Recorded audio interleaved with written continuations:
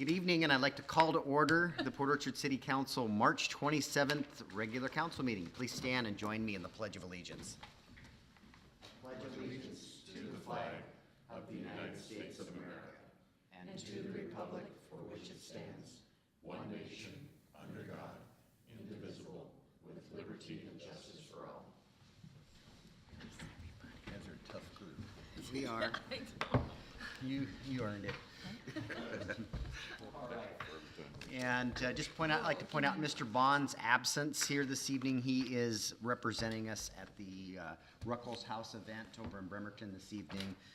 They had an elected officials event, and of course, we had a city council meeting tonight. So he went to the staff event during the day today, and he's over there representing us for the elected event tonight. So with that, we have an agenda before us.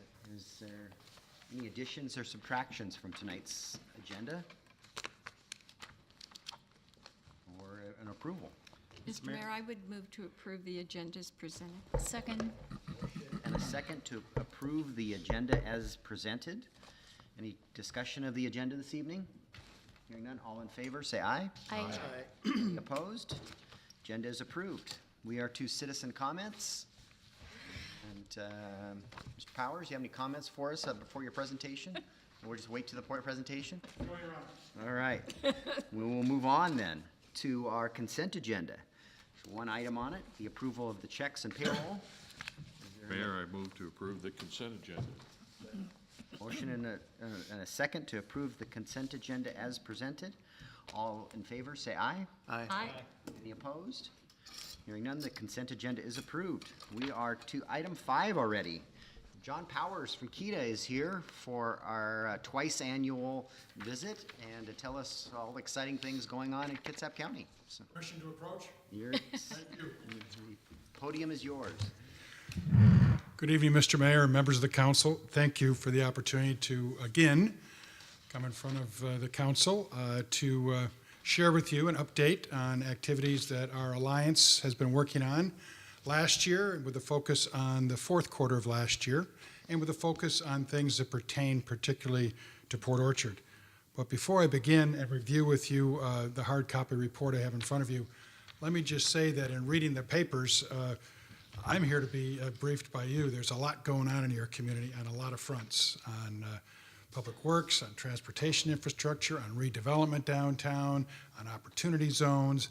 There's a lot going on in your community, and I'm sorry I couldn't be with you about a month ago when there was a presentation of that project that, from my viewpoint anyway, looks like it could be a real transformational project for the community and a real catalyst for other redevelopment down in this neighborhood. So I really want to recognize that opportunity. I think it's significant. I also would like to thank you for the opportunity to work with this community and the city of Bremerton to support your interest in pursuing an opportunity zone designation for certain census tracts here in the city that would attract and incentivize private sector capital. That program, which has been released recently through the Trump administration and the Department of Commerce and the IRS, frankly, is a program to incentivize redevelopment from private sector dollars into areas and communities that could use it or need it the most. And the incentive really is a deferral of capital gains tax. Any good developer comes into a project with an exit strategy. Sometimes that horizon is a short merchant developer, 2 or 3 years, lease it up and move on. Sometimes it's a 5 to 10 year hold. And when you have the ability to defer or get a stepped up basis on the cost of that asset after a long 10-year depreciation, it can create a real incentive. It probably isn't the dispositive factor on any redevelopment, but it's one of those additional logs on the fire, if you would, that could make the difference and tip into a decision to develop. And I think we have developers here in this county, in this community, this region, and frankly outside this region that look to Kitsap and your community as very viable for investment and redevelopment. So we're looking forward to working with the cities on that here in Kitsap County, and thank you for that. Before I get into the specifics of the report on Port Orchard, I'm going to just give you a little preview of our 2017 annual report, which will be presented this Friday at our annual meeting, which is convened at the Kitsap Conference Center. The doors open at 11. The program begins at 11:30, ends at 1:30. During the course of that annual meeting, we'll do a lot of business and administrative matters, electing new board members and officers, approving strategic plans and budgets for the coming year, 2018. We'll also hear from our Congressman Derek Kilmer on his view of economic development and economic conditions in general, not just locally and within his district, but really on a national basis, based upon a lot of things that have occurred here of late and how they could impact the local economy and community. So we're looking forward to that. We'll also be welcoming some new officers, including the newest member of our executive committee, Mayor Putanza, who serves along with 3 other mayors in the community, Mayor Erickson and Mayor Wheeler, and from the County Board of Commissioners, Commissioner Ed Wolf. They're joined by 4 private sector leaders, currently Steve Politaitis, CEO of the Kitsap Bank, Ben Anderson, CEO of Art Anderson Associates, Nathan Evans, who is the senior software architect for Microsoft's new office here in Kitsap in Silverdale, where they've opened up an office with 10 employees on artificial intelligence and research. We're very excited about that. We think it's indicative of the talent we have in this community, and we think from that little spark in the middle, a lot can grow and spread. So we're excited about that. And then the 4th member of the executive committee and our incoming chair is Monica Blackwood, who is a principal in the firm of Rice Fergus Miller. So we have a strong cadre, if you would, of both elected officials and private sector that meet monthly to guide our work, and then also roll up into our board meetings on a quarterly basis. If you look at what's occurred as a result of our work in the community, on a five-year roll-up basis, we have worked with clients that have invested over $1.5 billion of new capital into either land development, real estate development, equipment, machinery, anything that would be a capital asset subject to a longer-term depreciation. We have worked with companies that have had both a business retention and attraction basis impact on over 34,000 jobs in this county. Our job base today is in the range of 100,000 FTE. About 40% of that is in the Department of Defense and Naval Base Kitsap. We work a lot with the defense contractors, both large and small in this community. So we impact a lot of jobs and employees as we serve the employers and the businesses. We also assisted over the last 5 years 850 individual clients. And then our clients, most of them government contract, PTEC, Procurement Technical Assistance Center clients, garnered over $943 million in government contract work over that 5-year period. Last year, those numbers were $430 million on new capital investment, 181 companies assisted in 2017, $173 million in government contracts secured. That's our highest ever PTAC. We average around 75 to 80 million per year. This last year was an extraordinary year, and you know, in this community, the Department of Defense and the shipyard is going gangbusters. They're going as fast, pedaling as fast as they can, as they say.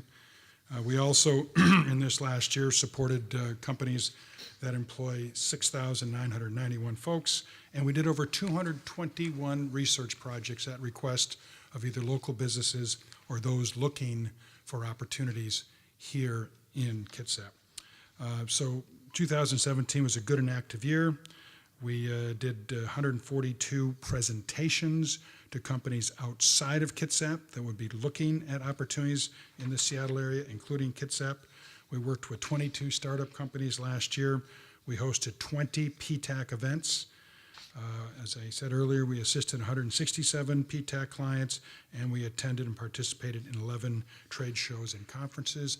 A lot of that through our Kitsap Aerospace and Defense Alliance, and the City of Port Orchard is one of the public partners, strategic partners in that alliance, and we're pleased to have your support. So more to follow on Friday at the annual meeting. The document I've passed out to the council members and the mayor is basically a copy of the quarterly report that we issue to all of our public partners on a quarterly basis. We try and get this in your hands within 30 days of the close of the quarter. So you would have received this in late January, and by contract, we agree to report this out to you. The numbers on the first page are all jurisdictions in Kitsap County. And you'll see under business retention, expansion, and attraction, we call it BRE, our fourth quarter, This pertains to all jurisdictions. So what we do is we set out activity by quarter, year-to-date total. We compare that to the year-to-date actual targeted budget, and then how it compares to our goal. As an example, going into 2017, we had targeted 200 research and referral services, and at the end of the year, we were at about 221, so slightly greater than goal, 111%. You can see as you go down by category, companies assisted, visit presentations, startup, et cetera, where we were at the end of the year as a percent of goal.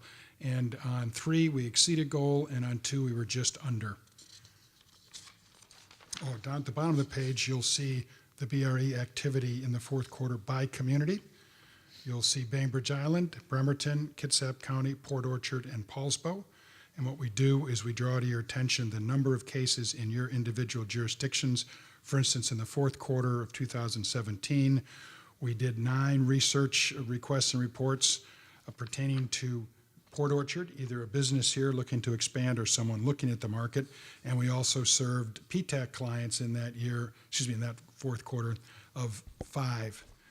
You'll also notice in the back of the sheet, I'll just go right to the last page, highlighting a couple of Port Orchard-based companies that we have served through our PTAC program.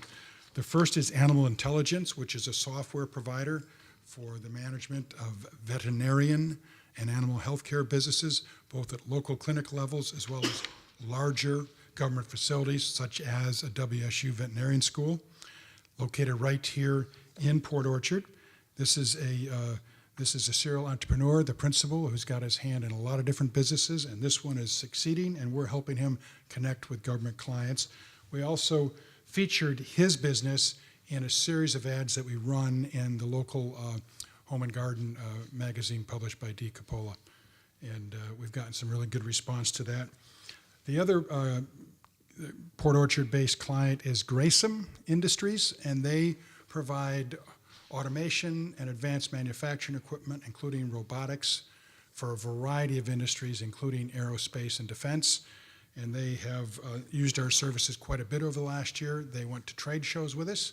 We worked directly with them on some contracts they're looking for, and we've forged a real nice relationship. And this particular member of their team, Leah Carora, the sales and marketing manager, has now become active in our Kitsap Aerospace and Defense Alliance, and she's serving on our steering committee. Very sharp, very experienced in the industry, formerly with Lockheed Martin before she joined this firm. So we're pleased to support those. I'm going to turn your attention to page 2 under business attraction activity, otherwise known as recruitment. And you'll see in the fourth quarter, we basically worked 5 potential recruitment cases.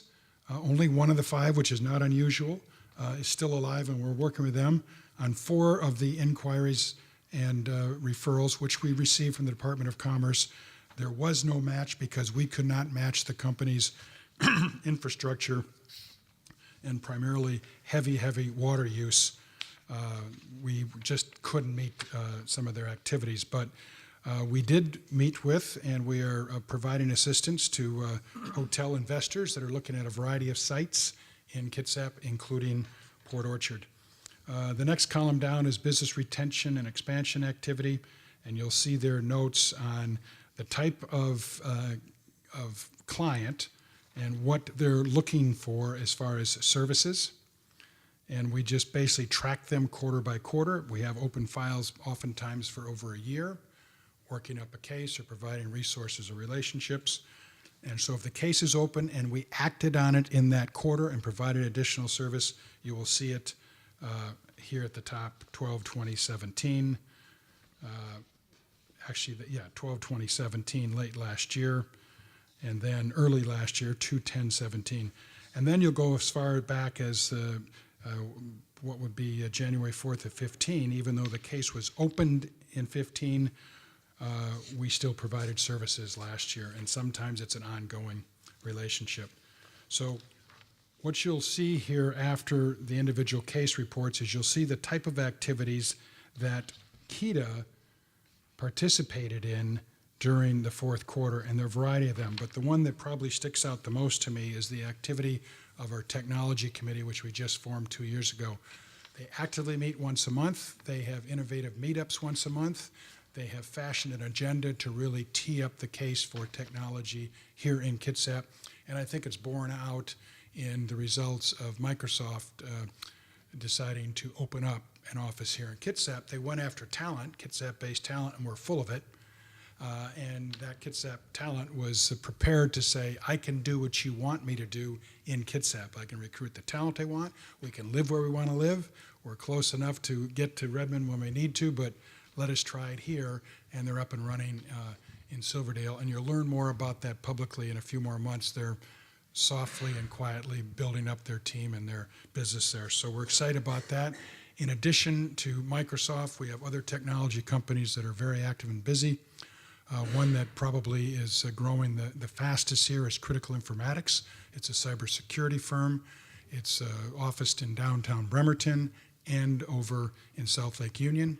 They're growing fast. They've received some outside investment money, and they're really in a sweet spot right now because cybersecurity, of course, is ratcheting up on all agendas. So those are the type of companies that we work with closely, and we want to make sure that the region, whether it be investors or talent, is aware of what we can offer that industry, and we can offer a lot. Let me see what else I can share with you. I've talked about Grayson, I've talked about animal intelligence, I've talked about real estate redevelopment, and now it's time for me to listen to any questions you might have. Fred? A small question about your downloads page. I noticed that it looked like the most downloaded item in the last quarter was the Washington Rails map, which seems odd for Kitsap. Why do you think that was? We are still trying to figure out that puzzle, council Okay. member. And I don't know, other than logistics would come into an area and they would type up every type of mode of transportation, including rail.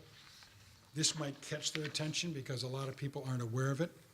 But what I would like to draw to your attention, which has really gotten a lot of attention regionally, and you'll see it Friday if I can find it here, is a replication of an article that appeared in the Puget Sound Business Journal. There we go. Back in July, the Puget Sound Business Journal, headquartered in Seattle but serving the entire metro region, did a study and analysis across Washington State as to what the cost of living was in a community versus the income and earning. So they compared median household incomes with median household prices, and Kitsap County is right at the top relative to that affordability index for a lot of reasons, including the fact that the Department of Defense, on a $2 billion annual direct expenditure, has a $6 billion impact. And the wages in the Department of Defense are just like Boeing jobs and sometimes even better. People forget that. And then you've got a cost of living here as it compares to the other counties in the region that is substantially less. Typically, your housing costs run you 40 to 50% of your household budget. And here our median household cost is just over $300,000, up quite a bit over the last 3 years like the region, went from $260 to about $310. Meanwhile, King County rose from about $680 to $900. So when you compare our cost of the number one item on your household expense, we're at about half of the top, and we are competitive and a better bargain than either Snohomish or Pierce when you look at our household incomes as well. That's not to say that Kitsap is without its challenges. We have large gaps too between high earners and skilled workforce and those that are not there yet, and we need to stay focused on job training, both incumbent workers and new workers. We need to support our educational system, OC, WSU, WWU, that has big plans for expansion in our community. All those things over time will help us bring more and more people into those competitive living wage jobs, and that's part of our assignment in economic development. Other questions for Mr. Powers? I look forward to seeing you Friday. Thank you very much. Thank you. Okay, we are to our next item, which is item 6A. It's a public hearing for the abatement of a dangerous building at 1398 Canyon Lane. Sharon, are you going to handle that, or is Doug? I think that will be me tonight, Your Honor. Okay. Thank you. So in September and October of 2017, the city's contractor, Sound Excavation, Inc., demolished a house at 1398 Canyon Lane and cleared and fenced the property. The abatement was done in accordance with the 1997 Uniform Code for the Abatement of Dangerous Buildings, as adopted by Port Orchard Municipal Code 2200-008. The abatement was done under the authority of a warrant of abatement from Kitsap County Superior Court, which also awarded the city a default judgment for all costs and expenses incurred by the city. In accordance with the UCADB, the council shall hold a hearing on the report of the city regarding the costs, excuse me, along with any protests or objections thereto by anyone interested in or affected by the proposed charge for recovery of the city's costs. So the mayor should open a hearing for that purpose. Okay. Now open the public hearing on the dangerous building at 1398 Canyon Lane. Anyone wishing to testify on this matter? Seeing no one, I will close the public hearing. We get to do that very often, so that's kind of cool. So, with that, I don't believe there's any action by the council on this. Not at this point. There's another item later on the agenda. On the agenda related to this. And Doug Price, our code enforcement officer, is in the audience to answer questions when we get to that business item and our last item, which is his report on dangerous buildings in our community. So with that, we will go on to our business items. First is 7A, adoption of an ordinance amending Port Orchard Municipal Code, chapters 10.12, establishing regulations and fees related to parking, stopping, and standing in certain areas of the city. Mr. Dorsey. Thank you, Your Honor, council members. And I guess before I start, Brandy, did the revised 10.12581B, did that get passed out? The single page here, there's just one change from what was is in your packet here tonight. And it just strikes the reference to the monetary charges on the charging station, and we're working on something for that we'll bring back separate from the parking regulations for the council to consider. So with that, Mr. Dorsey. Okay, thank you.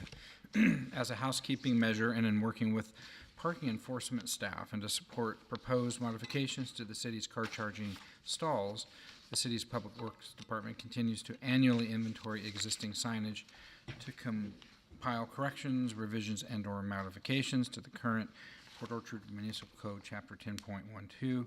Staff recommends adoption of Ordinance 001-18, thereby updating POMC Chapter 10.12.500 and 10.12.580 regarding parking, stopping, or standing in certain areas of the city. Okay, motion. Mr. Diener. Mr. Mayor, I move to adopt an ordinance thereby updating Port Orchard Municipal Code, Chapter 10.12.500 and 10.12.580 regarding parking, stopping, or standing in certain areas of the city with final form approved by the city attorney. Second. Motion and a second. Discussion of the changes to our parking standards? You know, it doesn't really change anything, but on the strike-through that you provided us, under the second reference to 4 hours maximum could just be a redundancy that could be removed. Basically saying that everything within Lot 2 has a maximum of 4 hours, and you may not have to repeat that language, but it's not. Yeah. The reason it was different before. It and was that's why 6, but now you Yeah. could probably just strike out that entire reference to 4 hours, but. And we didn't have it signed at 6 either, so what's been transpiring is folks come down and plug in. Right. And they stay there all day.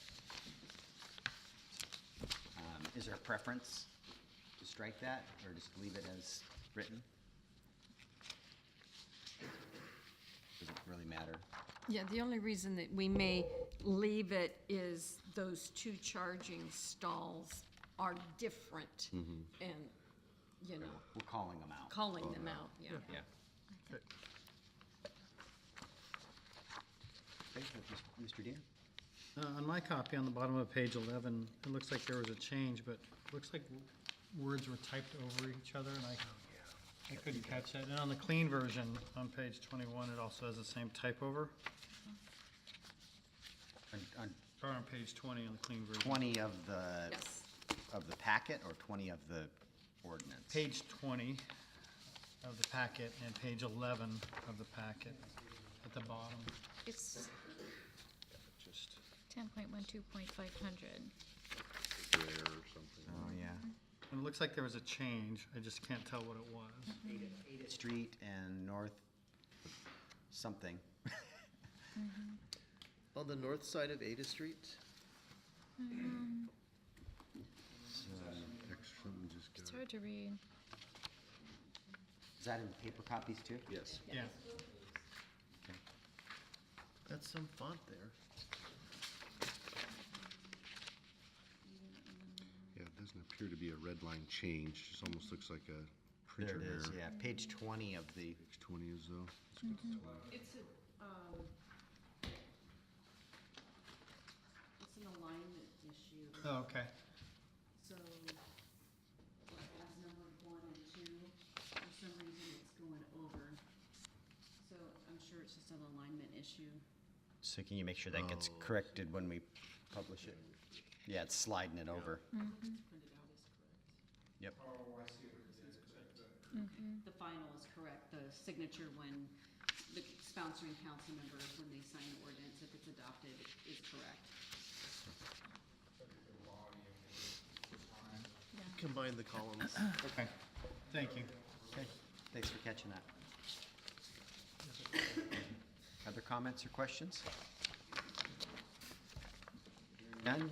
Be voting on the adoption of an ordinance amending Port Orchard Municipal Code, Chapters 10.12, establishing regulations and fees related to parking, stopping, or standing in certain areas of the city. All in favor, say aye. Aye. Any opposed? Hearing none, the motion carries. We are to 7B now, which is adoption of a resolution approving the memorandums of understandings with the Teamsters Local 589 for medical benefits. Ms. Howard?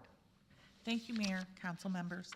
The existing collective bargaining agreements, CBAs, between the City of Port Orchard City and the Teamsters Local 589, the Teamsters representing the Public Works, the Municipal Court Clerks, and the Police Support Staff Bargaining Units, which are in effect between January 1st, 2016 and December 31st, 2018, provide that the Teamster members shall continue to be covered for healthcare insurance under AWC Health First and Group Health $10 through the end of 2018. These CBAs, however, recognize that AWC will no longer offer Health First or Group Health $10 copay beginning January 1st, 2018. Accordingly, the city and the Teamsters agreed to reopen negotiations on the singular issue of healthcare insurance to bargain over a suitable alternative healthcare insurance plan if the city was unable to secure suitable alternative health insurance to Health First and Group Health $10 copay. The city has secured alternative health insurance from the Association of Washington Cities to cover Teamsters 589 members and other city employees called the Health First 250 plan and the Kaiser Permanente 200. Health First 250 and Kaiser Permanente 200 are very similar but not identical to the Health First and Group Health $10 copay. The Teamsters have agreed to accept the Health First 250 and the Kaiser Permanente 200 plans, provided that the city would be willing to establish, beginning January 1st, 2018, and enroll the Teamsters members in a Medical Health Retirement Voluntary Employees Benefit Association account, HRA VEBA, and for only 2018 only. 1. For Public Works, Municipal Court Clerk, and Police Support Staff employees who enroll in the Kaiser Permanente 200 healthcare plan as of January 1st, 2018, a one-time payment into the employee's HRA VEBA account of $200 if the employee enrolls in an employee-only, or $400 if the employee enrolls in an employee plus spouse dependents plan to address the new healthcare plan deductible. For Public Works, Municipal Court Clerk, and Police Support Staff employees who enroll in the Health First 250 healthcare plan as of January 1st, 2018, a one-time payment into the employee's HRA VEBA account of $250 if the employee enrolls in an employee-only plan, or You got a couple of typos in there. Yeah. It's $750. or $750 if the employee enrolls in an employee spouse dependent plan to address the new health care plan deductible. For public employees, public works and municipal court clerks and police support staff employees who enroll in the Health First 250 or Kaiser Permanente 200 healthcare plans as of January 1st, 2018, a one-time payment of $150 into the employee's HRA VEBA account to address additional medical impacts of the health insurance plan. The parties further agree that all other terms and conditions set forth in the current CBA will remain in force and effect through December 31st, 2018. Recommendation, staff recommends that the City Council approve the proposed MOUs and authorize the mayor to sign the memorandums of understanding. And I believe that Brandy gave those to you because we got them in just recently. That, if you didn't catch it there, in 2, the numeric values are correct at 250 and 750, but the written amounts are, this says 200 and 400. That'll have to be fixed in the resolution as well. It's carried over into the resolution. Right. Copy and paste is incorrect, so just pointing that out. 250 and 750 are the correct numbers, Health First 250 plan. which is number 2 on this Right. report. Mayor, Yes. I move to adopt a resolution approving the memorandums of understanding between the city and the Teamsters. Second. Motion and a second. Any further questions? We did catch those 2 Scribner's errors, and Brandy will correct that. Hearing none, you'll be voting on the adoption of a resolution approving the memorandums of understandings with Teamsters Local 589 for medical benefits. All in favor, say aye. Aye. Do you have anyone opposed? Hearing none, the motion carries. We are to 7C, adoption of a resolution approving a contract with Beard's Window Coverings for the City Hall window covering replacement. Mr. Dorsey. Thank you, Your Honor, council members. On February 26, 2018, the city's Public Works Department advertised in the Port Orchard Independent, the city's webpage, and the Daily Journal of Commerce, and uploaded the bid documents to the Washington Builders Exchange. By the March 2nd, 2018 bid due date at 1 p.m., the city received and opened 2 sealed bids for the City Hall window covering replacement project as follows. Our engineer's estimate was a order of magnitude 10,000 to 20,000. Beard's window coverings was $8,554.32. Superior Interiors, $15,471.46. Following the completion of the city's Public Works Department MRSC mandatory bidder responsibility checklist, it was determined that Beard's window coverings provided the lowest responsive and qualified bid proposal of $8,554.32 for the City Hall window covering replacement project. Staff recommends that the City Council adopt Resolution 013-18, thereby approving contract C017-18 with Beard's window covering in an amount not to exceed $8,554.32. Applicable taxes included for the City Hall window covering replacement project. Mr. Chair? I move to adopt Resolution 1318, thereby approving contract number C01718 with Beard's window coverings in an amount not to exceed $8,554.32. Applicable taxes included for the City Hall window covering replacement projects. Second.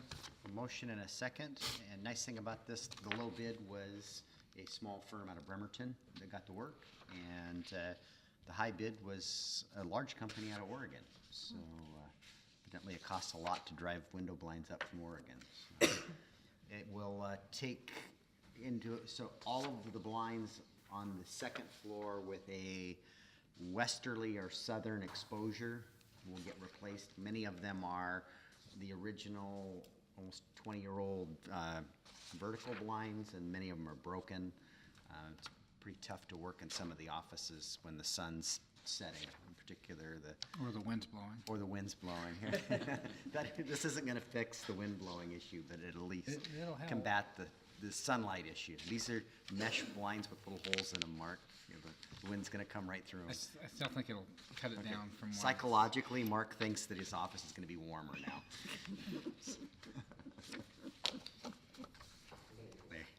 Any other further questions on this item? Okay, we'll be voting on the adoption of a resolution approving a contract with Beards Window Coverings for the City Hall window covering replacement. All in favor, say aye. Aye. Any opposed? Contract is approved. We are to 7D, adoption of a resolution approving a contract with the Department of Commerce for the 2017-2019 Rockwell Park Grant. Mr. Dorsey. Thank you.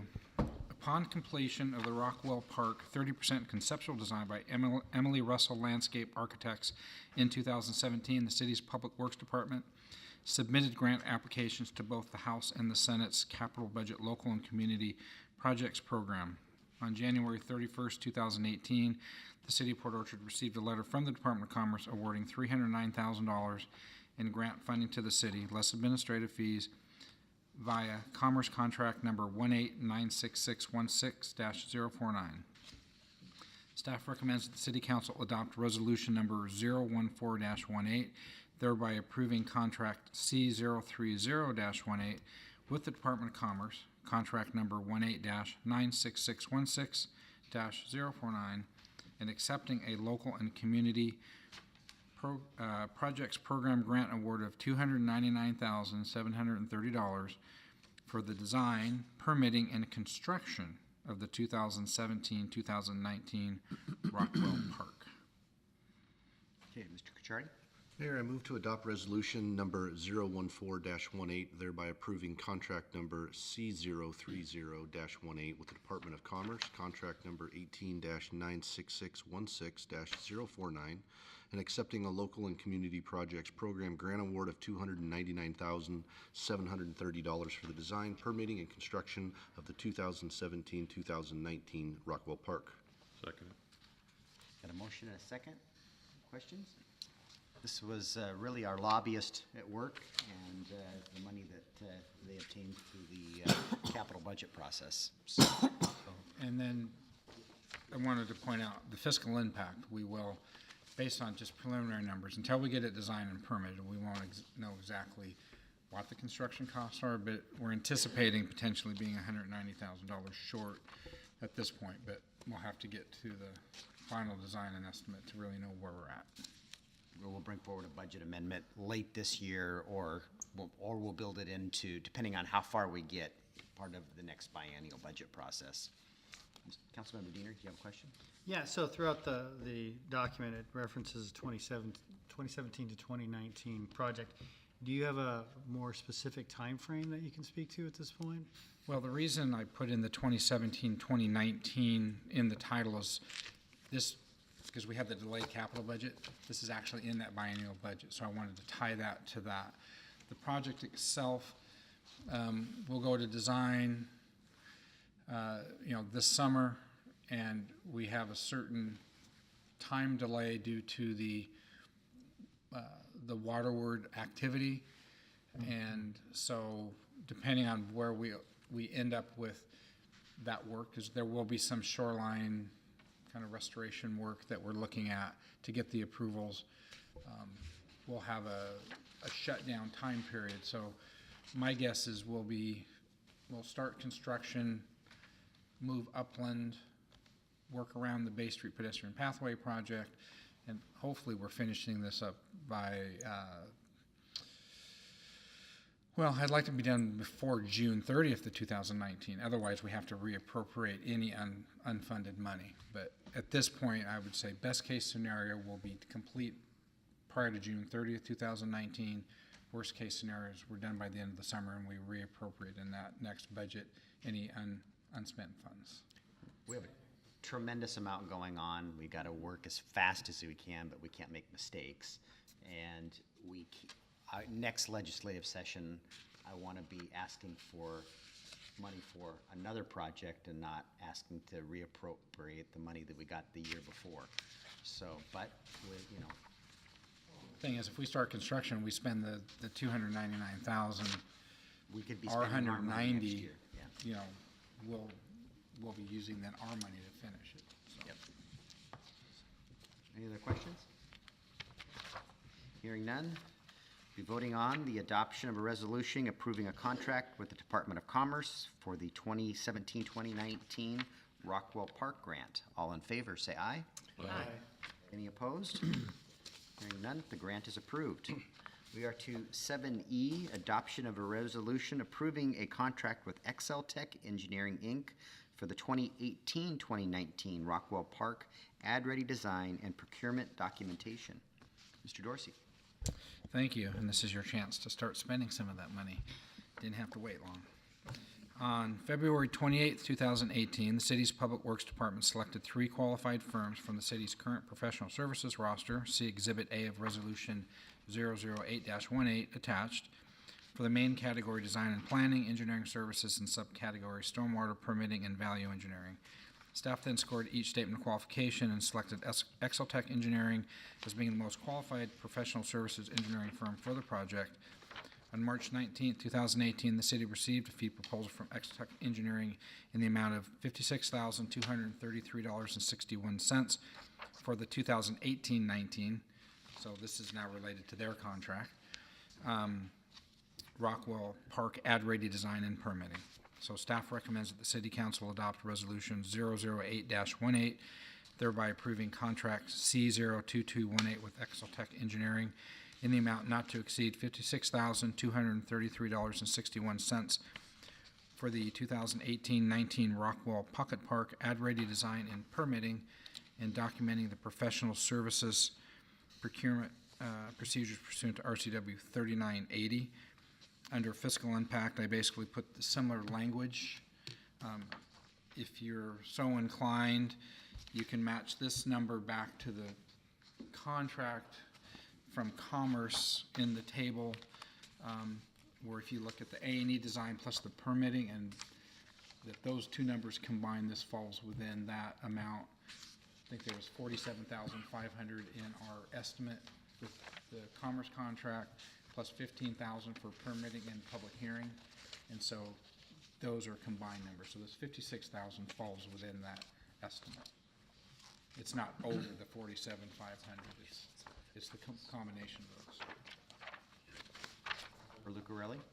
I move to adopt resolution number 008-18, thereby approving contract number C022-18 with Excel Tech Engineering, Inc.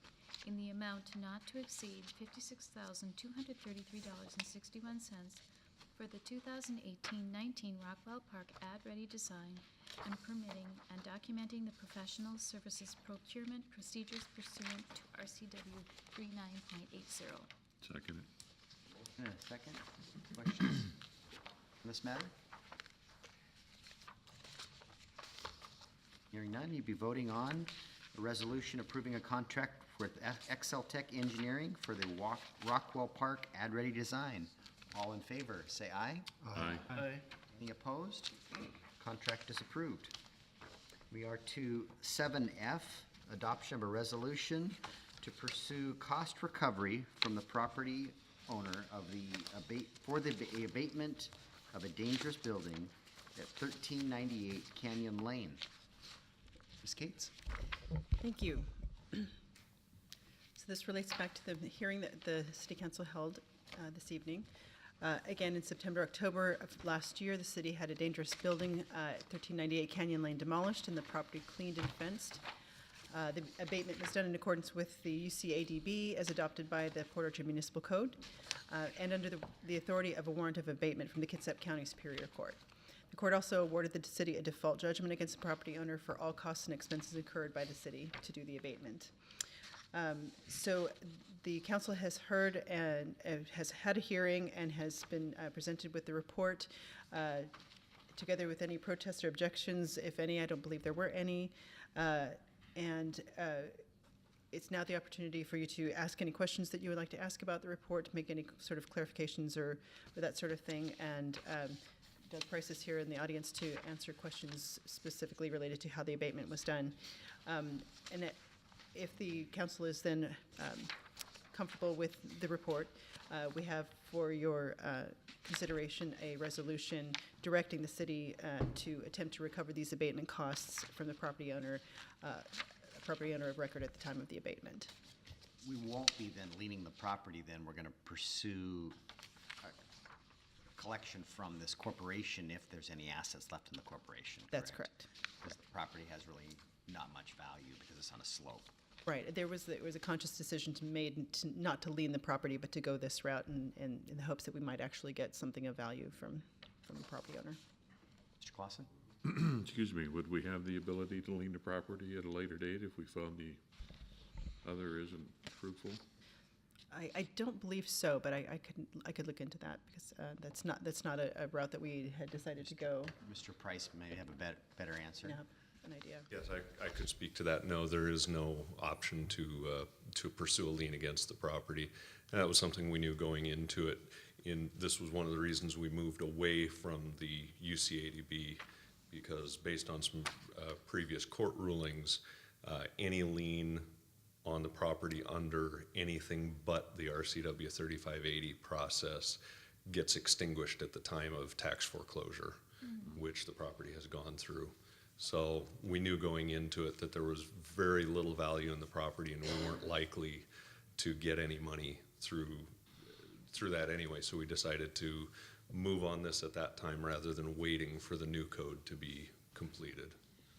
Do we know if there's back taxes on this property? Or? There were, and the property has already been foreclosed by the county and sold.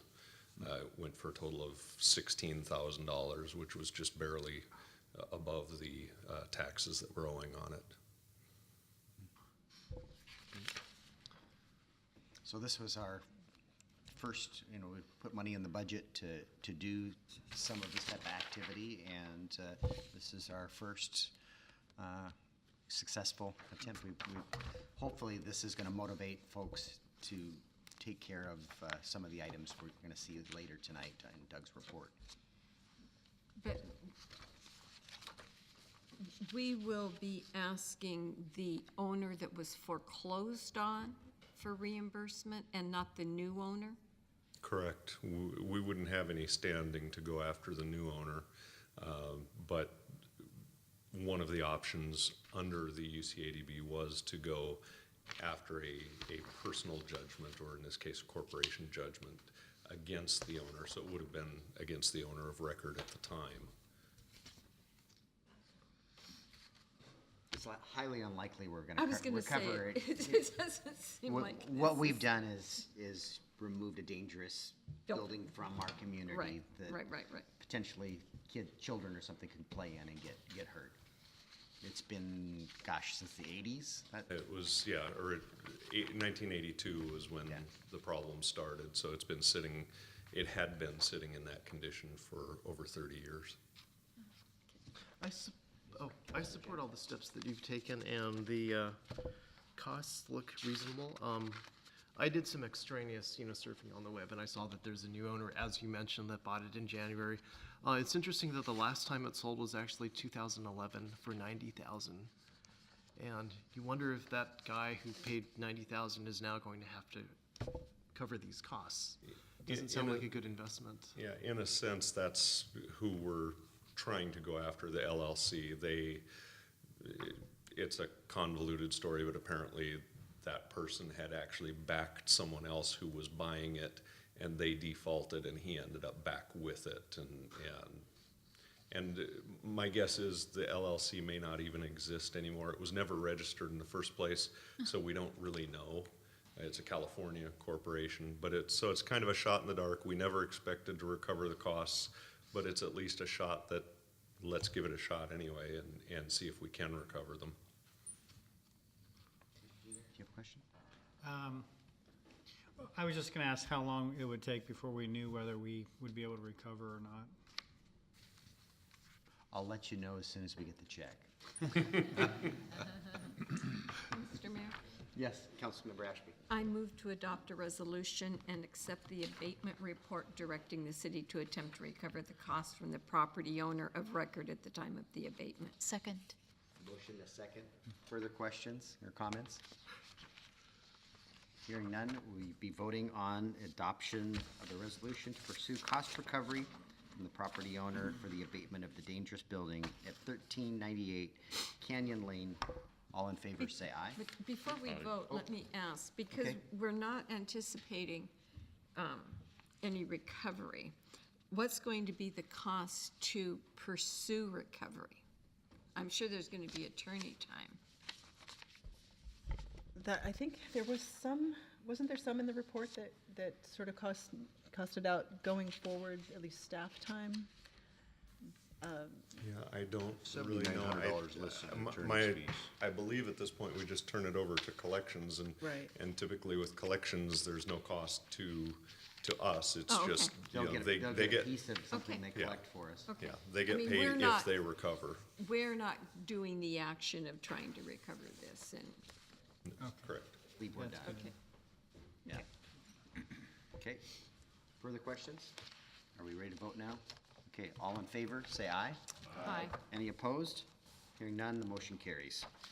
We are to item 7G, approval of a change order number 2, contract number 042-17 with SCJ Alliance for the 2017-2018 Sedgwick Road and Bethel Road conceptual study. Mr. Dorsey. Thank you. On June 27, 2017, the Port Orchard City Council adopted resolution number 032-17, thereby approving contract C-042-17 with SCJ Alliance for the 2017-2018 Sedgwick Road SR 160 and Bethel Road Conceptual Corridor Study. On September 22, 2018, that's not correct. It's the wrong date. September 2017. Yes. Sorry for that. That hasn't occurred A yet. night of typos. Yeah, the Public Works Director approved change order number 1, given that the change order amount did not exceed 10% of the contract amount. The additional work associated with the change order 2 is in response to a staff request given recent lessons learned from the Tremont Widening Project, whereby additional services will be provided to advance the conceptual design as follows: additional stormwater analysis, further operational analysis, drafting of roadway channelization plans, identification and estimated area of potential effect, and phasing strategy development. Staff recommends that the City Council authorize the mayor to execute change order number 2 to contract C-042-17 with the Shakar Jewel Alliance Consulting Services for the revised total contract amount not to exceed $199,881 for the 2017-2018 Sedgwick Road SR 160 and Bethel Road Conceptual Corridor Study. And as a reminder, $150,000 was allocated within the approved budget. The combination total for both change order 1 and 2 is $199,881, so a budget amendment will be required. Mr. Clausen? Mayor, I move to authorize the mayor to execute change order number 2 to the contract number C-042-17 with the SCJ Alliance Consulting Services for the revised total contract amount not to exceed $199,881 for the 2017-2018 Sedgwick Road SR 160 and Bethel Road Conceptual Corridor Study. Second. Motion and a second.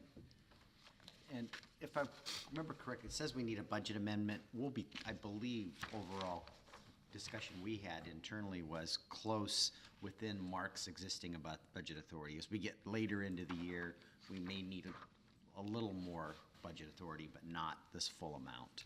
Right. There are some funds available within Mark's budget. And what we're just trying to avoid is the situation like Tremont where we do this concepting, but we didn't take into consideration the slope of somebody's driveway, where stormwater is going to run, those things need to be taken into consideration in these concepts that we're developing.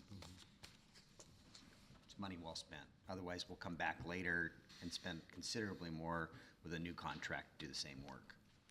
And this explanation was heard at the Finance Committee meeting the Yes. other day. So it makes a lot of sense. To come back and do it later would end up being a lot more costly, and that work would have to be done at that time anyway. Is there a motion? Councilmember Diener? I just had a couple of things. Okay. On page 149 of the packet, under task 2, item 2, it talks about using a straight line growth forecast. And I think I'm stating the obvious when there's the growth forecast for the city, but there's also the rural growth that we need to take into account east of 16 for, all the rural traffic that will be using these corridors as well. So it'll be important to understand the rural forecasting as well. I know that the team's already, TSI is doing our traffic modeling, so that's all being modeled as Okay. part of a comprehensive plan, so.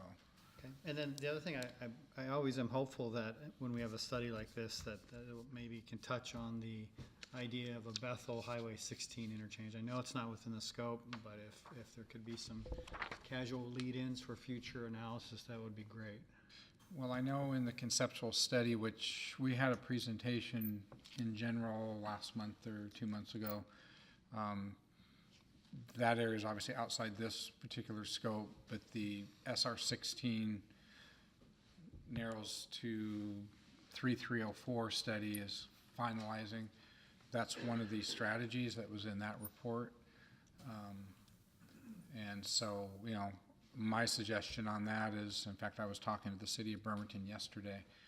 I think that we should form our own mini West Sound Alliance with Port Orchard, Bremerton, Kitsap County, the Port of Bremerton, and the Department of the Navy, Department of Defense, to look at those strategies that are important to us collectively, and go that route, because as we presented the other night, there's not much that's gonna come out of the actual project other than maybe a ramp meter someplace and some paint on the ground. So that's really where something like that's gonna come to fruition. Now, this study will look at the Bethel, we've got options on Bethel and Sedgwick, where we thought initially we would only do maybe a turn lane here or there, but we've actually have one of our alternatives might actually make that a roundabout. So we are looking at that. That's the kingpin of really that corridor that's causing the backups, that and the interchange. So we will be looking at that, and obviously if we think that the exit only onto Bethel from 16 is there, then that's going to change how that interchange functions. Thank you.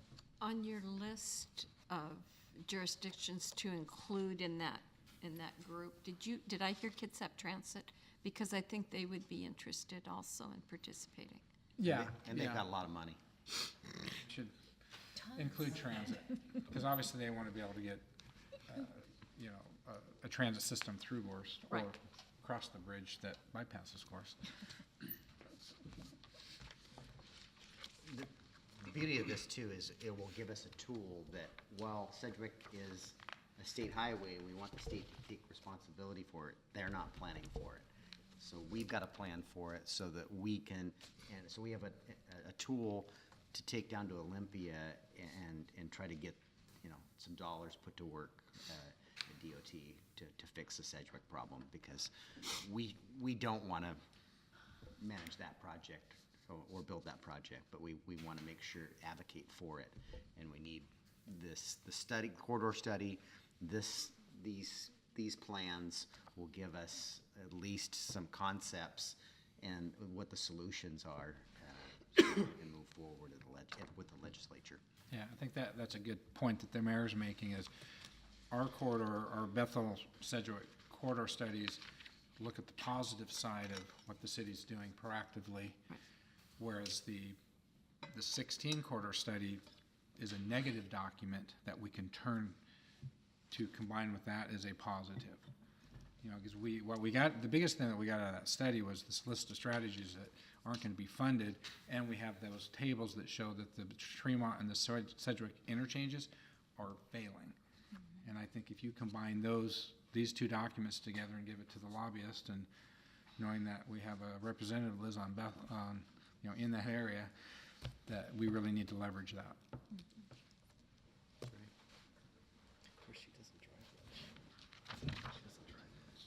Any further questions or a motion?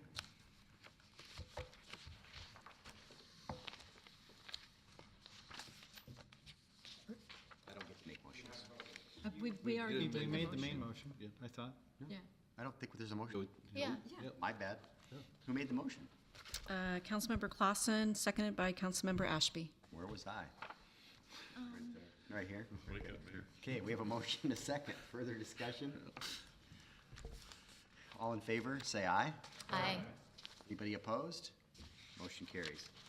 We are on to 7H, approval of a contract with Tyler Technology for software purchase.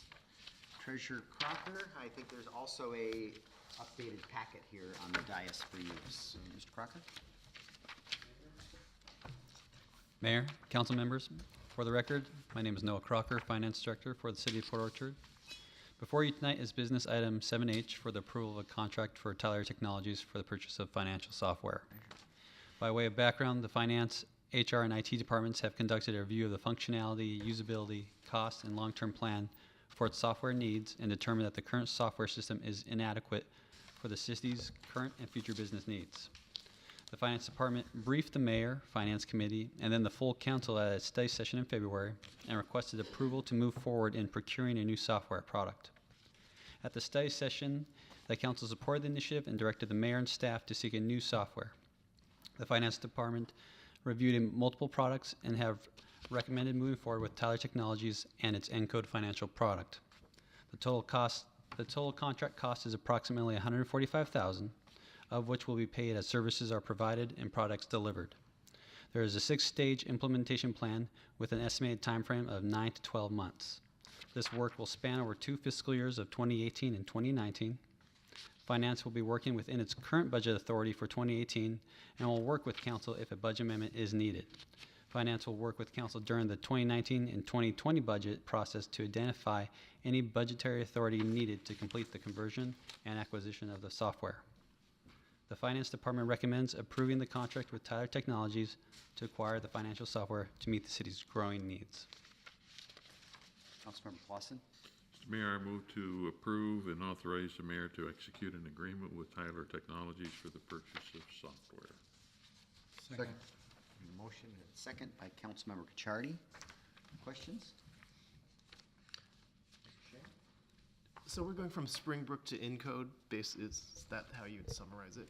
That's a great summary. Okay. Yes. Challenge with Springbrook, it was bought by a hedge fund, and it's no longer being supported or updated. So we're not the only city out there that's looking at different alternatives, or acting on different alternatives now. So it's nice too that Public Works was able to also, we've got one vendor now providing that assets management software, and we have all of that. No, if you see in the updated changed- staff you changed report, that. yes, we You pulled changed that that. out. So we had worked with Public Works to review the asset management module that could accompany the financial software. We even pushed this all the way up to the late hours on Friday. Public Works wasn't comfortable and didn't feel ready to move forward with asset management. So as we agreed, said fine, but we are going to move forward with our financial software package. So you're just gonna create your own Excel spreadsheet in your spare time? No, we'll be going through a procurement process with a platform that works for the Public Works Department. Okay. All right. Well, as part of that due diligence, will you see if it can interface with the other software that we're Yeah, purchasing? it'll integrate. There were just some gaps that we felt were evident, and so we'll be looking at other options. Does planning have any software needs, or are they fine? They have SmartGov, Yeah. which SmartGov. is a platform in and itself, and I believe it will integrate with Yeah, it'll be more integrated than it currently is, and Smart Grove, I believe, Planning acquired that maybe 2 years ago. So in a few years from now, we could revisit the whole kind of city structure, see if they're still satisfied with Smart Glove, if it's still the right product for them, or if there's something better and more integratable. SmartGov is both planning and public works permitting software, so it's supported by Paladin here locally. And I think it's pretty much the standard in the county, of the other jurisdictions in the county, and that's what the building industry is used to. You go from one jurisdiction to the next, you've got the same platform. Other questions? Okay. We'll be voting on the approval of a contract with Tyler Technology for software purchases. All in favor, say aye. Aye. Any opposed? Hearing none, the contract is approved. We are to 7I, approval of the March 13th, 2018 council meeting minutes. We will have an abstention by Councilmember Cachardi and Councilmember Ashby. So, is there a motion to approve the minutes? Mr. Mayor, I make a motion to approve the minutes as presented for March 13th. I would say as amended. Is amended, there is an amendment here. On Oh, the, that's right, there was an amendment. Dais, yep, Yes. correct. As amended. Good catch. Thank you. Is there a second? Second. Councilmember Rosa Pepe, second. All in favor, say aye. Aye. Any opposed? And 2 abstentions. We are to 7J, and this is just informational, and if anybody's got any questions for our code enforcement officer, Doug Price, he's here to answer those questions, but Doug prepares a list of, and with pictures of all the properties in the city that he's working as our code enforcement officer, so I just wanted to share that with the council and the public, that there are a number of buildings out there, and he's actively working on convincing those property owners to do the right thing, so that we don't have more instances like we did tonight, where we had to take action. So, any questions for Mr. Price? Yes. Mr. Just Deeney? an update on page 166. The 1212 Pottery Avenue collapsing garage has in fact collapsed. Collapsed. Yeah. Down it went.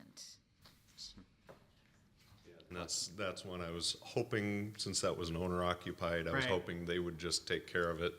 And they hadn't, and that's on my to-do list for this week or next, to pay them a visit. Mother Nature took care of it. Yes. They have no more workout gym inside that little shed. Seismic activity from the Tremont project. There you go. So, thank, Just out of curiosity, so what is part of the process then of, from contacting to soup to nuts, just very quickly? Yeah, I'll try to make it really quick. It can go a lot of different directions, and the formal abatement process starts with a complaint from the city. We issue a complaint against the owner, and that has an automatically scheduled hearing, and they either come in for the hearing or they don't. And ideally, they come in, we try to come to a collaborative solution. Either way, out of that hearing comes an abatement order, a notice and order, and that stipulates whatever is supposed to be done. And if they don't do those things, then we can either proceed with civil or criminal charges, or we proceed to abatement, which is where we go to Superior Court. I've got one that's about ready to go here in about a week, that will go to Superior Court and file for a warrant of abatement. And that's how this 1398 Canyon Lane went. We then get the authority from Superior Court, we hire a contractor, we have the work done, and now under the new code, we file a lien against the property that has equal standing with property taxes. So, but on ones like the 1212 Pottery, on that one being owner-occupied home, I won't start out with a complaint on that. Sometimes I would just go right to that. That's one where I'm going to just go knock on the door and see if I could talk to them, and maybe just do, if that doesn't work, maybe just do a formal regular notice saying, hey, you've got something that needs to be taken care of, and see if that'll work before we get into that formal process. Thank you. Questions for that? Yes, Mr. Do you know the timeline of 703 Kitsap, like when it goes to auction? Actually, I do very well. It's already gone to auction. Okay. And the bank owns it. They have just a few weeks ago completed trashing it out and boarding it up, and it is now for sale. And we're getting inquiries right and left. People were looking at it as I was on my way over here this evening. So I think they're selling it for about $86,000 or something like that. Is that what it is? Okay. It's a savable house. It's a little difficult because it's zoned mixed use and it's lost its legal non-conforming for single family. So someone who buys it has to figure out either a commercial use or turn it into a duplex or a bed and breakfast or something like that. Interesting. So, but it's a structurally it's not in that bad a shape. So I think we'll have a buyer pretty soon on it. There's a lot of It's still interest. standing, and I haven't smelled the inside. I don't know how bad the fire damage was. It's a bid process, so that's the minimum bid, and I think it's gonna be Is that- more. Okay, I didn't know how they had it listed. Yeah, the fire started in the garage, so it hit the house from the outside. So the bottom floor is pretty much gutted. The second floor, the walls need to be rebuilt, but as far as the basic structure, it needs a structural analysis. That's one of our requirements. Whomever buys it has to get a structural engineer to do an assessment. But from what we see, we think it's structurally pretty sound. Other questions for Doug? Yeah, just one other observation. On page 163, we have the dangerous and unfit buildings sort of report. I think it'd be nice to add another section to this which shows those that we've actually taken care of. There is actually another report. I just didn't want to pollute your packet with too much information. Okay. I get 3 different things from Doug, and that was one of them, but this has here, starting on 163, it does have the actions he's taking, you know, with these properties, but there is another report, and it had quite a few pages to it, that the properties that aren't on this list anymore, and there are some. Yeah, and this report was initially just kind of for illustration when we were looking at the new code, and it was an idea of just what's out there. Not everything in the way of dangerous buildings out there are on this list. While I've been sitting here, I've added a couple more that I've noticed recently. Some of these that are on here are just kind of, they may say active, but it's kind of long-term active, like 639 Bay. The owner's taking care of the immediate things, and now we're just really waiting for it to sell and the new owner to tear it down. So there are others out there that still will eventually end up on this list as well. Other questions for Doug? Thanks. Make the statement, just, thank you for continue to stay on top of this. It's been long overdue in many, many instances, and it's great that we're taking a proactive approach to this issue. We hear a lot about it from our community members. Thank you, Doug. All right, we will move on to committee reports. First is the Finance Committee, and I know that it says to be determined, but I believe the next meeting is April 24th at 5 p.m. And Mr. Clausen, do you have a report for us? Well, you just gave part of it. The next meeting is April 24th, 5 p.m. here at City Hall. We did have a Finance Committee on the 23rd of March, and as part of the normal process, we get a report from the Finance Department on the sales tax receipts. Sales tax is coming in a little better than predicted. I think it's up somewhere around a little over 8% so far for the first 2 months of this year. So that's good news. The REIT money is also coming in strong, so we're doing pretty well in that regard. We did talk about the Tremont Whiting project, and it's moving forward well. It seems to be on schedule and doing fine. So thank you, Mark and staff, for doing that. We did do a bit of a follow-up with, we had asked NOAA to look into the issue of council pay. in relation to the retirement system, and as the state retirement system categorize us as making less than minimum wage. We are not eligible to participate in the state retirement system, PERS retirement system, but in reviewing it, we're being paid on par with the other cities in the county. So the Finance Committee's recommendation was essentially just leave it sit, since I think, Jay, you're probably the only one that's going to be affected, or do you know? Right now, I'm the only one that I know of. The only one? Right. So certainly subject to review if the council wants to take a different approach. But we talked about the charging stations, for which we took action tonight in the parking.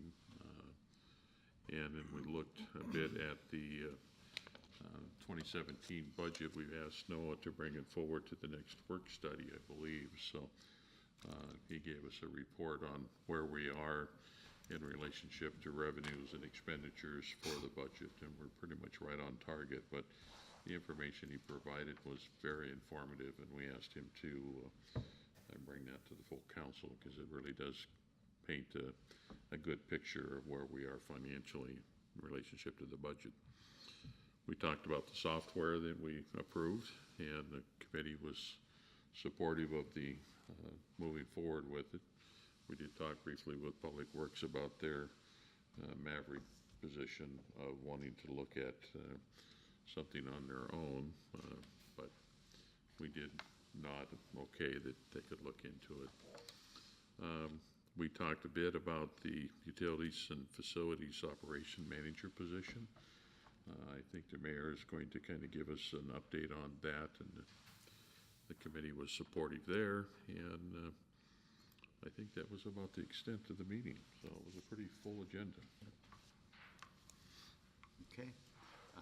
And we will be bringing, we brought part of that charging stations solution tonight, and separately, we're going to bring forward an ordinance related to that we're not going to charge for those charging stations. So it's a standalone ordinance. And so that's coming to at a future council meeting. Economic Development and Tourism? Yes, our next, we did not meet in March, and we will have a meeting, I believe it's April 9th. We will have a guest presenter at that meeting. Patty Graff Hoke is going to come and give a presentation to us on tourism in Kitsap County. And I believe most of our meeting will be devoted to tourism. Okay. Thank you for Oh, the. and I'll just add, John Powers, who presented tonight, is going to be at our June meeting. Nice. Okay. Utilities.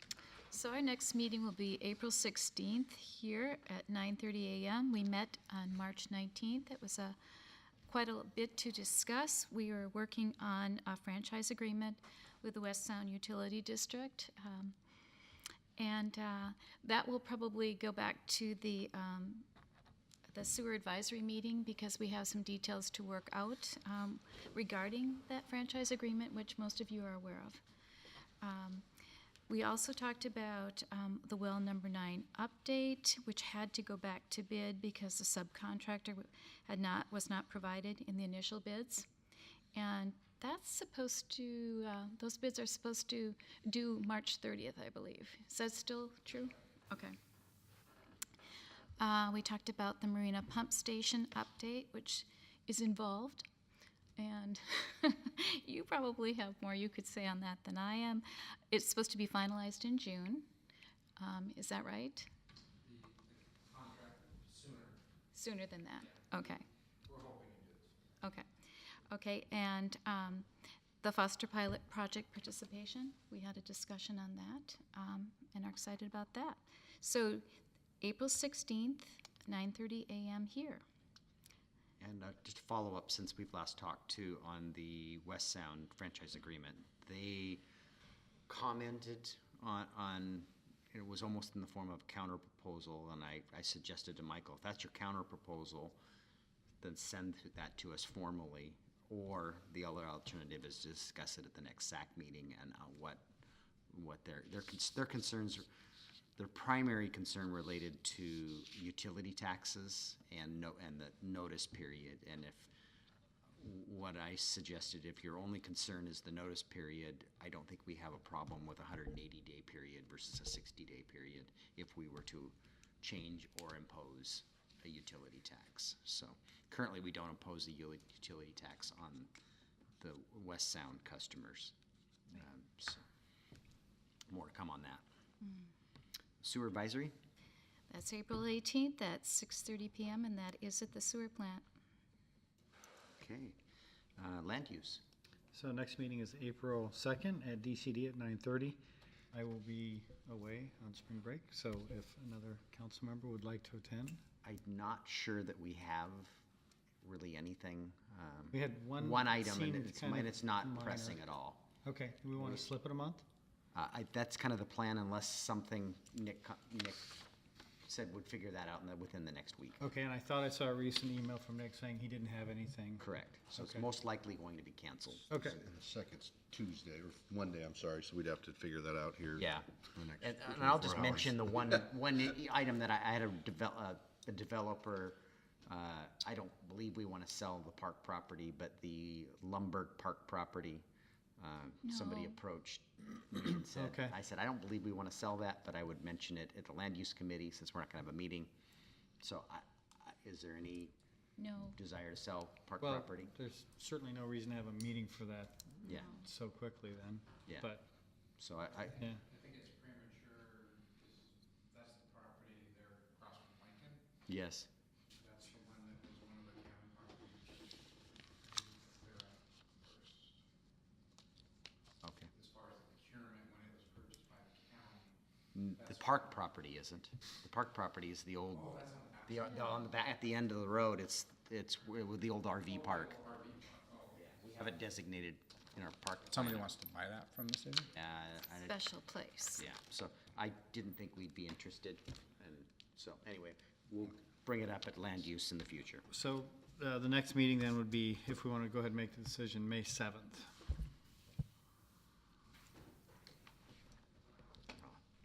Lodging tax advisory? No, that will, I'm assuming the use. next meeting will Sorry, come skipped. out of That wasn't it. our economic development meeting on the 9th. May 7th for land use. Oh, I thought he said second. I'm like, that can't be right. Yeah. Okay, May 7th? Yep. Okay. chimes and lights, you've got New Garland. Yes, we do. Actually, we met on March 19th, and we're starting the planning for this year's Festival of Chimes and Lights. Our theme will probably be Oh Christmas Tree. We're going to be doing tree decorating down Bay Street, encouraging the merchants to sponsor a tree. And we're trying to think of additional activities for this year's 20th anniversary. So we're working on that right now. And a lot of great ideas and a couple of new volunteers. The next meeting is April 16th at 3:30 here at City Hall. Okay, council retreats coming May 18th. Sophie and I talked last week, and I think the opening exercise is going to be, she's taken the elements of our comprehensive plan. It's now 2036. We've done everything in our comprehensive plan. This is what our community looks like. Oh, wow. What did we miss? Oh, So cool. I think it's a pretty cool exercise she's got planned to open the retreat up with. And then we'll get into all the other things we normally do. So outside agencies, I know I'm on the what's it called for the board, the bylaw review committee for Kitsap Transit. We started that 2 weeks ago, and we're continuing that meeting. We asked for some additional data, so that meeting continues this Thursday. Board composition review. Board Composition Review Committee, okay. My Super Tuesday is coming up, so I really don't have any other committee reports. Do you have anything from KRCC? No, just that KRCC, at this time, every other year, we're working on transportation funding, and the criteria and the protocol to move through our countywide. So that's kind of what our focus is right now. We also, I believe, and I probably shouldn't say anything because I don't have it in front of me, but PSRC did approve their regional centers work they've been working on. And it's my understanding that Kitsap retained its 3 regional centers, which is Silverdale, Bremerton, and the industrial center out at the airport.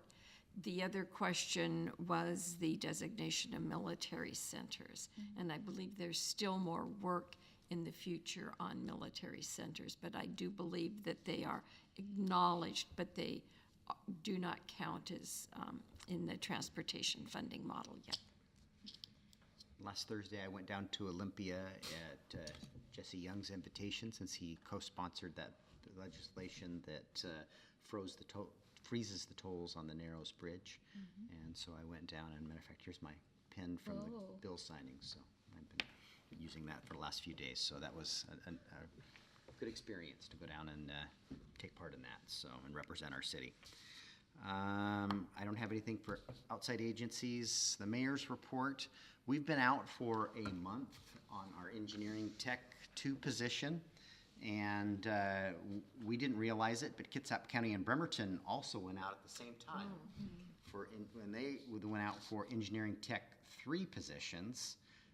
The job descriptions are pretty much identical. The difference is about $1.14 an hour. So Bremerton's position has 687 hits on their website. They have 18 applications they're reviewing. Kitsap County has 185 hits and 11 applications they're reviewing. We have 168 hits on our website, 1,245 shares on Facebook, and 3 applications, and none of them are qualified. So Are we $1 higher or lower? we're $1.14 lower an hour for, on an annualized basis, $2,300. So, I think what I would like to recommend is that we increase this a little bit and make it a 3 position so we're competitive with our peers, because we need the help. Over to Mr. Clausen. Mr. Mayor, I would move to adjust the wage for that position and increase it by $1.25 an hour. Okay. Second. And make it an engineering 3 position? Yes, which, so the only difference is the salary. Yep. So, okay. Motion and a second. Other discussion of that? We just, I think obviously we have to be competitive, and we're not competitive the way we are, and if we want decent employees, I guess we're gonna have to be competitive. It's always fun to get a raise before you're hired. It isn't, though? Can we post it on Bremerton's website? Maybe that would do better. well, Deb went above and beyond on this one too. She used a new service, and what I know, well, I mean, our data supports, it's out there. People are looking at it. We're just not getting the applicants. We're just not competitive. We're not competitive in the wage, so we're not getting the applicants. Because I'm pretty sure between the 11 and the 18, there's probably 8 to 10 of them are the same people applied for both of those positions but didn't apply for ours. Right. Some of it may also be in the title, in the position. Yeah. So that could be that too. helps for the resume too. Whoever doesn't get it there. So, Anyway, so thank you. And, let's see, we have a motion and a second, but we vote. All in favor, say aye. Aye. Any opposed? Motion carries. Thank you. We talked to the Finance Committee about promoting our utilities and Public Works Manager and giving him some additional responsibilities. I plan to bring that forward at the next council meeting, the salary range and the change in his duties. And basically, he will be now the Utilities and Facilities Operations Manager, I think is what we came to. And once again, it's just making him on par with his peers out there. And some more to come on that. Website data, so when I had Janine pulling this, our website, while it's not fancy, it is probably the best value at $115 a month, and it didn't cost us anything to create it. Just in the last 30 days, we had 8,379 visitors. We've got various forms and applications you can fill out on that. We had 40, this past month, 40 people complete some sort of, activity on our, from our website versus contacting City Hall. So just thought I'd share that. Yes, sir. Well, you talk about websites, I just remembered, there was a survey online regarding Bethel. And, That's part of that corridor study? right, and I didn't know when that closed or when we would get, the only reason I asked that, when you mentioned the website, I just remembered I took that survey. The Bethel Corridor Study email address, so we're still receiving comments. Okay, thanks. Sorry, you mentioned websites and went right into there. So, our community service day is less than 2 weeks away. I know some of you are out of town, but I hope to see us out there. Do I have an opportunity? No, we don't have another council meeting. Do we want to, who's gonna be there? And I guess we shouldn't all show up at the same place. Vacation. Okay, you're on vacation, and I know you were on vacation, Fred or Beck? I'll be there for part of the day. I Okay. have to leave by 1. 7th. That's right. Okay, and don't be late unless you just want to, as we noticed last year, the Latter-day Saints. Right, they're gonna have on it. it. Right, they And, are. so we're starting an hour earlier, I believe at 9 this year versus 10. And so Are they going to be at all of them, or are they going to be at They- the Clayton they- Playground? they'll be everywhere. Okay. I believe. So there's the 5 sites. There's Helpline, Sidney Glen Elementary, Clayton Park, at a Turner Park, and doing a beach cleanup down in Annapolis are the 5 sites. I intend to help out at Sydney. Sidney Glen? Okay. At a Turner. At a Turner? Yes, but I'm not sure where. Okay, we'll see you there somewhere. Okay, and I'll probably go to Clayton Park first and help out there. We're gonna do some topsoil there, beauty bark down at Inner Turner Park, and it's to help Line in the school district to decide, provide the materials and give us direction when we get there. We'll have Bill Feely bouncing back between our 2 sites, giving us direction too. But it's primarily topsoil and playground chips, I think, at Clayton Park. They just removed so we did the top sprinkler system. We did some topsoil last year. We kind of ran out. And then they just removed some trees. So taking the equipment out there created some ruts. So we're just going to spread some topsoil in those ruts and some grass seed. Didn't I hear that there was going to be something at the corner between Dragonfly and I missed it. whatever? Yes, there's also the cleanup Yeah. in the lot between the Dragonfly and the Bistro. I'm sorry, you're right. Oh, I thought they were cleaning up on the It corner. could be, yeah, they're gonna do the the terraced, Bed? garden there that's in the corner there by the billboard. That may be where I go. Okay, perfect. The Merchants Association's kind of spearheading. Kathleen from the library is spearheading that one. John, I won't spend a whole lot of time on the opportunity zones. We've got our 1 designation for downtown. We've completed a competitive application for a 2nd zone, and then we discovered we had an opportunity to fill in the gap because the competitive zone was Mile Hill. It was on south of Mile Hill, which left Annapolis out. So because it was contiguous to the other 2 zones, we had an opportunity to apply for that 3rd zone. Who knows if we'll get it, but it didn't hurt to apply. So we've applied for 3. We got one. Oh, we have one for sure. We have one for sure, because of, there was, what we learned, there was really no guidance in the beginning. Right. And then late, all this guidance came out that if the county commissioners took action and designated up to 2 zones in the county, and our economic alliance was the applicant, the county got 2 zones. Bremerton was advocating that they get both. I advocated that we get 1 and they get 1 for their downtown, and we prevailed. And so the county commissioners came out in support of that application, and KEDA submitted that application, so those were called set-asides. So every county was entitled to 2 set-asides. We got ours. If others don't use up their set-asides, there could be more available. There's no guarantee that we'll get any more. We got the one that was the most important. The competitive one, we were allowed to, it was the other one that was more distressed, and then it allowed us to apply for a contiguous zone, which just kind of filled in the box, which is everything north of Mile Hill through Annapolis and to West Bay. Good job. So more to come. Nick Bond, really, he spent probably 4 or 5 days working on that. All I did was sign letters and applications, so. Broker's price opinion is due in mid-April on 640 Bay Street. I followed up with the broker yesterday on that, and he says he's on track for that time frame, and we're working on the purchase and sale agreement. We have a meeting on that next week.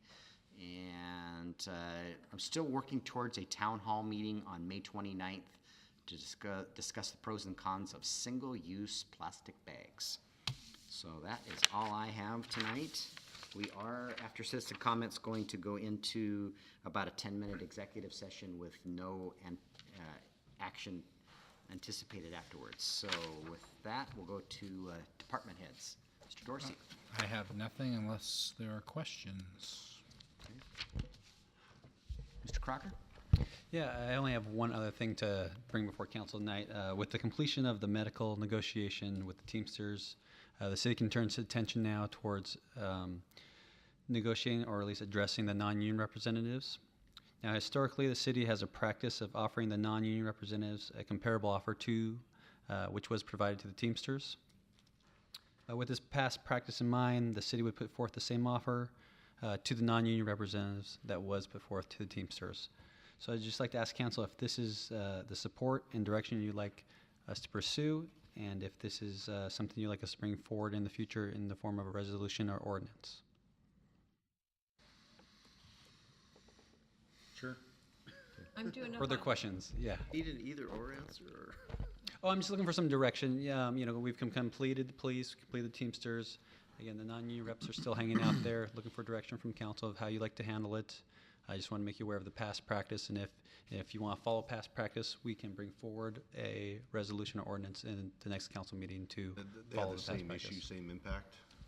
Yes, yeah, because they all have the same medical plans, changed the new medical plans. And the so- reason that's been our past practice is we've got a group that isn't represented by a union. By treating them the same way as the union represented employees, we believe it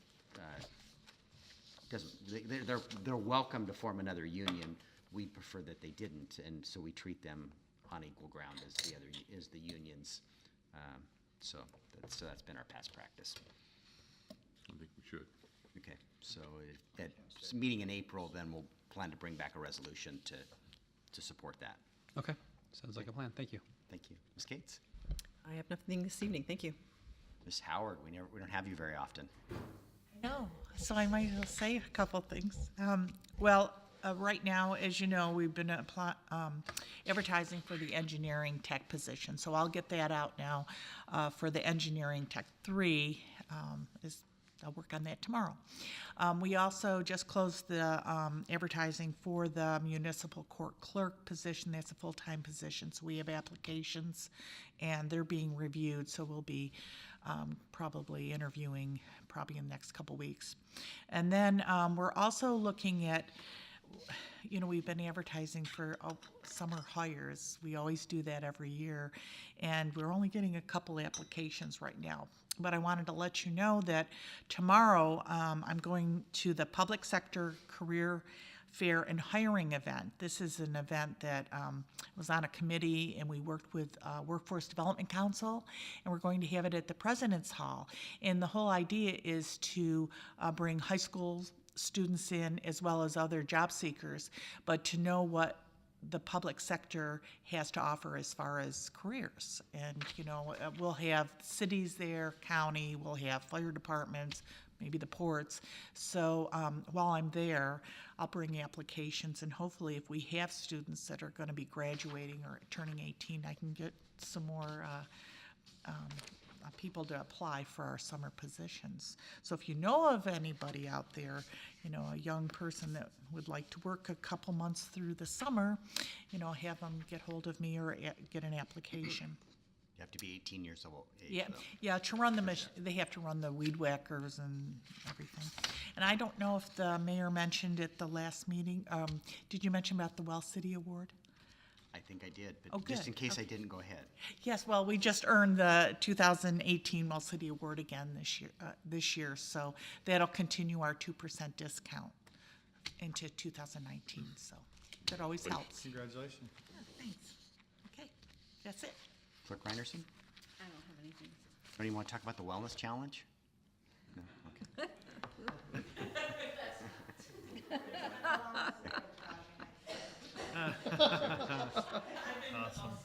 It's very competitive. Very competitive. We're down to the final week. I know we can't require this, but maybe now that the new judge has been in his seat throughout the first quarter, maybe in April he could come by and just give us an update on how his transition's been going, if he would so be obliged. Yes, I know for the first time, I don't know if the judge has ever attended the retreat. Oh, I got he's his going to the commit, retreat? I've got him There coming we to the go. retreat. Perfect. So to talk a little bit about some of the things going on and what he sees for the future there. So he's attended once to a director's meeting, I think, so you missed it. You heard a rumor of it? Okay.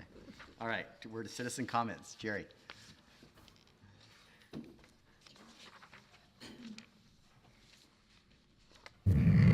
I just had a question. When Mr. Price was talking about the burnout house on Kitsap Street, he made a comment that it could become something else. And he kind of insinuated it could become something else other than a bed and breakfast. And so that would, to me, be a code change. And I was wondering, is he either mixed up because of the terminology that's on Kitsap Street, or was on Kitsap Street, or has it been changed that it is commercial? It's mixed Mixed use. use.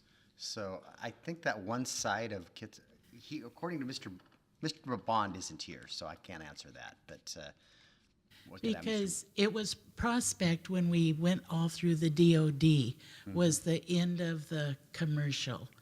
And now all of a sudden things are kind of coming out that Kitsap Street is now, just with this comment, and that bothers me because none of us were notified that it's going to be changed.